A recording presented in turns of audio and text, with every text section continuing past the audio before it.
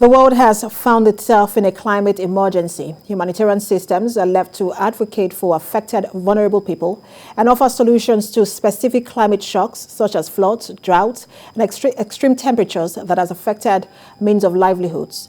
In an exclusive interview with TVC News, the United Nations Humanitarian Resident Coordinator speaks about the sacrifices of humanitarian workers are making in providing services to the most vulnerable. Moyo Thomas reports. It is World Humanitarian Day, a day set aside to reflect on the causes of humanitarian challenges and where it has left the world. This year's commemoration highlights the immediate human cost of climate crisis and its impact on vulnerable people. The protracted crisis in Nigeria has left about 2.2 million people displaced in 3 states of Borno, Adamawa, and Yobe. Another 1.4 million people in the northwest have also been displaced due to banditry and terrorist attacks. The UN Resident Coordinator says Nigeria is at a crossroads. Crossroads to hope, crossroads to stability.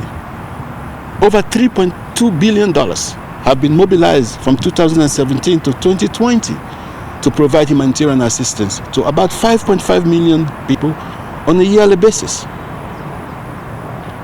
You can imagine what those resources would have meant for development rather than trying to manage a crisis of this nature.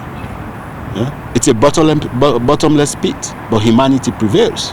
The need to deeply consider the effects of this crisis is imminent, as despite all efforts, 8.7 million people are still in need of humanitarian assistance in Nigeria. The Resident Coordinator says the assistance rendered is not a solution in itself. There will be no solution to this crisis by humanitarian response alone. And we are all clear of the fact that the only solution is peace. And from our analysis, it has become very clear to us that we have to sustain and continue a three-pronged approach to find durable solutions to the crisis, especially in northeast Nigeria. One, we do see the need for continuation of the insurgency and counter-insurgency efforts. It is actually important to pause and consider what happens should the humanitarian assistance stop. What becomes the lot of millions of Nigerians affected not only by insecurity but also extreme climate conditions is only better imagined.